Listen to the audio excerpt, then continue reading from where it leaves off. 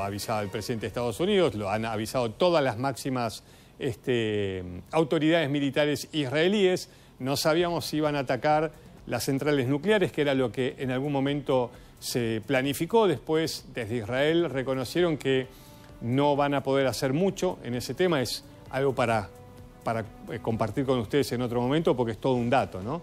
Que Israel reconozca que ya un bombardeo no puede retrasar el desarrollo nuclear de Irán es un dato, porque posiblemente después de esta confrontación directa por segunda vez, Irán posiblemente vaya hacia una bomba atómica. Pero, bueno, en esta... ¿Cómo se llama? ¿No es infografía?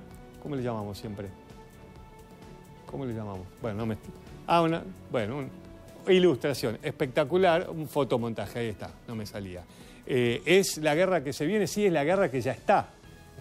Bueno, como saben que los van a atacar, posiblemente ataquen, decía el New York Post, y lo levantaba el diario Jerusalem Post, ataquen los lugares militares de Irán. Veremos cuál va a ser finalmente la respuesta. Pero Irán dice, si nos atacan, nosotros vamos a volver a bombardear Israel.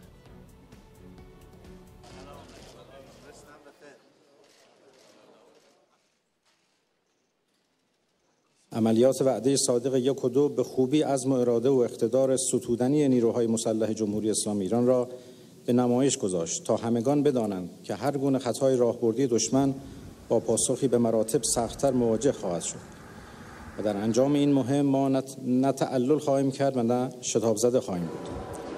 جمهوری اسلامی ایران در سفر بنده به بیروت و دمشق یک پیام روشن و واضح بود.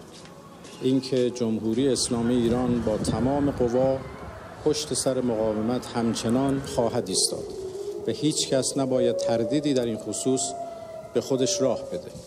ما پشتیبان مقاومت بوده ایم، هستیم و خواهیم بود و ضربه‌های موقتی که وارد شده است نمیتواند عزم و اراده مقاومت را، عزم و اراده رزمندگان مقاومت را و عزم و اراده جمهوری اسلامی ایران را خدشه‌دار کند.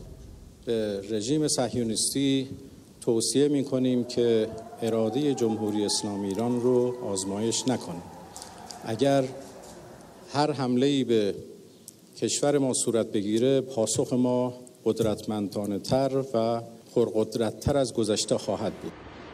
هر حرکتی رو به دقت رصد می‌کنیم و هر ضربه‌ای رو به دقت مطالعه می‌کنیم و بر اساس و در انجام پاسخ نه تردید خواهیم داشت، نه تعلل خواهیم داشت و نه البته عجله خواهیم کرد.